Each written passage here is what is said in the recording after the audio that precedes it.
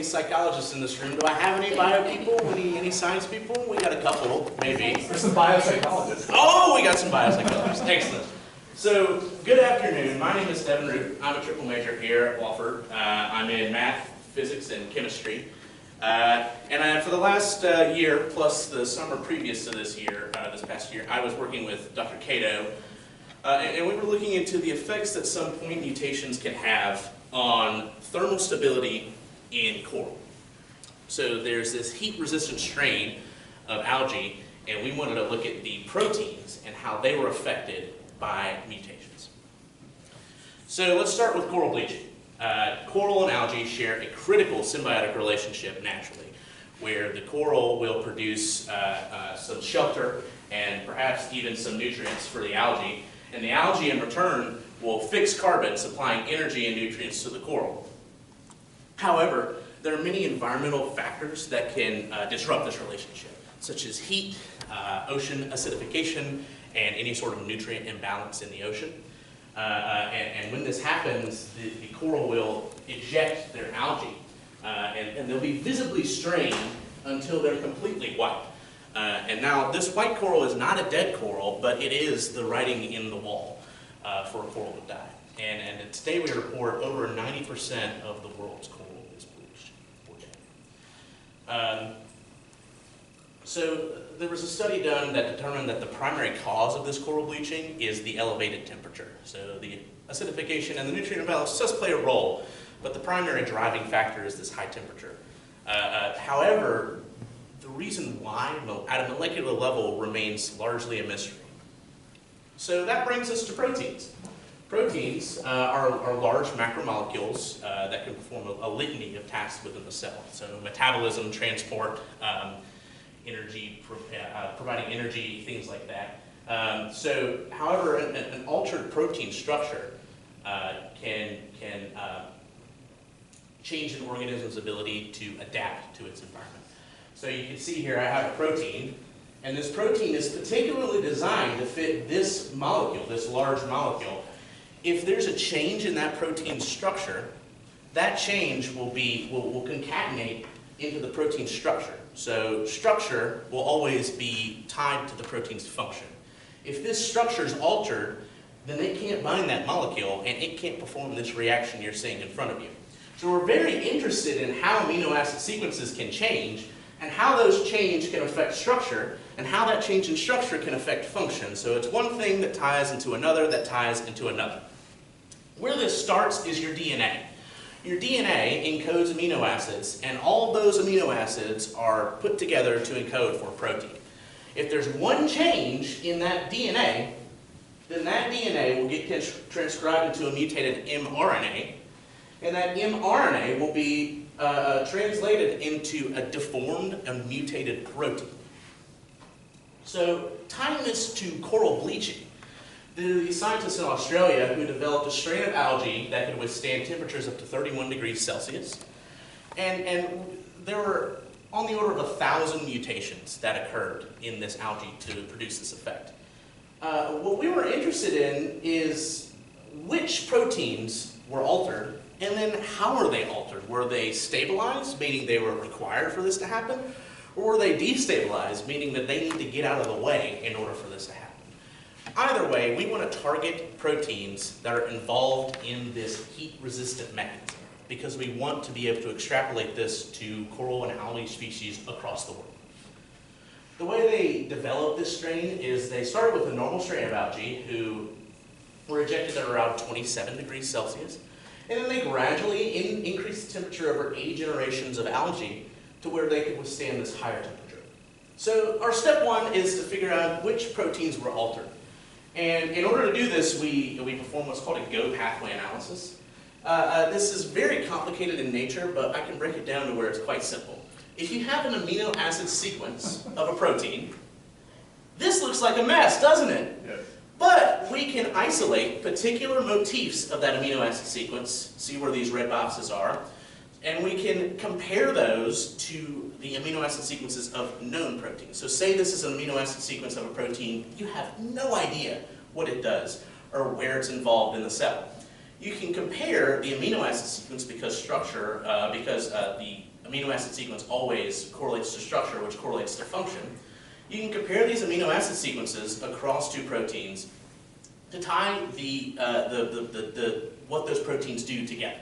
So you can get where they're located in the cell, what biological processes that they're tied to, and what molecular function they perform. And this is what you get out.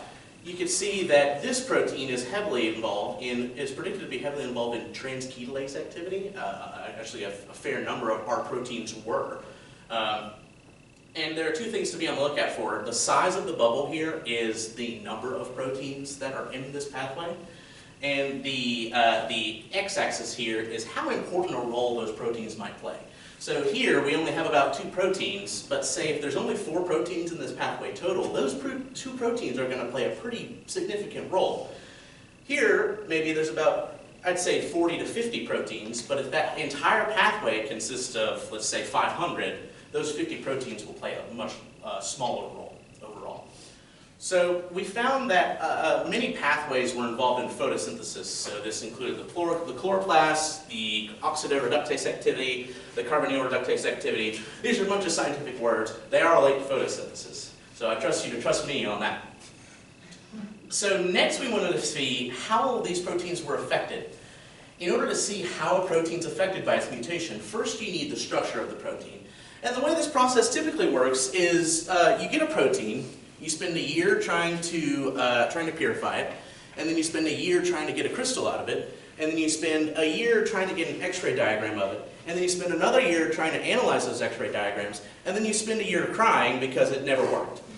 So we wanted a much better way to do this. We used an AI software called AlphaFold, which won the Nobel in chemistry this year. And this is able to predict the protein structure based off of its amino acid sequences. And this has, on average, an error of less than an angstrom. For reference, an angstrom is about 1 carbon atom. So it's pretty good. And with this new software, we were able to predict the structures of 1,000 proteins in 2 days, rather than 1,000 times 6 years, or whatever the math that I was doing before. So this, we used AlphaFold and then a local software called CollabFold to do this. So it sniffs out where a mutation might be, and then it can give us the structure of the wild type and the structure of the mutant. So CollabFold is actually an AlphaFold 2 structure, which is an older version. But we can use the 2 protein structures that are generated by CollabFold and AlphaFold 3 to see that they give pretty similar predictions. You can see that between the green, which is the AlphaFold 3, and the gray, which is the CollabFold or AlphaFold 2 software, these predictions are quite similar. All those sticks look like they're in relatively the same positions. So we trust that CollabFold, which is the local software that we can run quickly, is going to perform similarly to how AlphaFold 3 would. And these are essentially our results as they stand right now. It looks like a mess because there are so many sequences and so many proteins to go through, but we can identify a general trend in the data. So we can see, we use a metric called delta G, which is essentially a measure of how a protein's stability was changed by its mutation. So a positive delta G will indicate a stabilizing mutation, and a negative delta G will represent a destabilizing mutation. Most mutations are either negative or neutral, which is what we would expect based off of biological knowledge. Most mutations in general are either negative or neutral.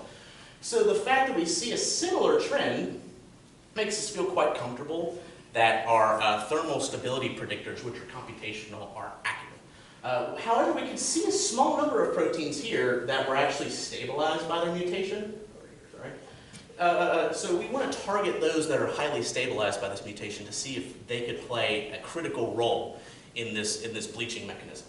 We tried to look at this a different way as well. We did a ranking within each software so we could see if a protein is most stabilized by its mutation, that would get a rank of 1, and the most destabilized mutation would get a rank of 618. So with this data, both of these pieces of data in hand, we can find the ones that are at the very beginning and at the very end. Those two are the ones that are most affected by their mutations.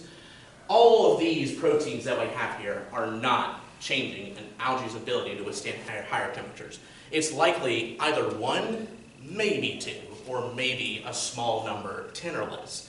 We want to figure out which ones are the most important, and then with that information, we can use those proteins to possibly save these heat-stressed algae.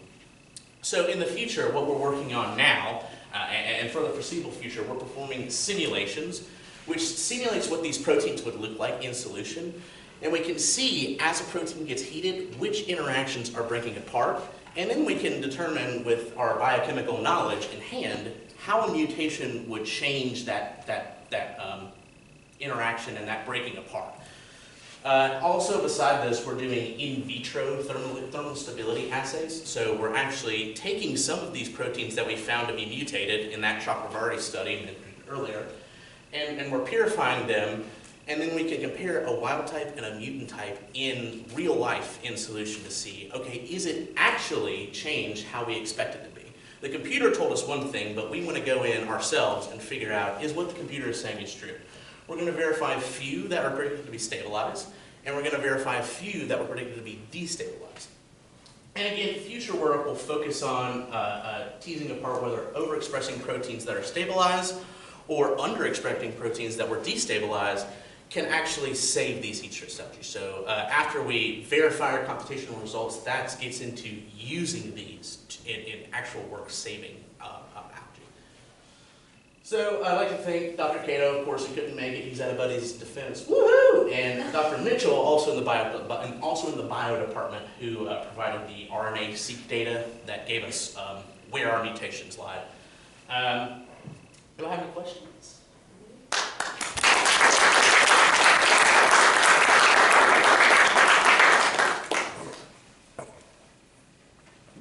Go ahead. Devin, in the 80 generations that take the algae from 27 to 31, how many proteins are being changed? It's a little over 1,000 that are being changed.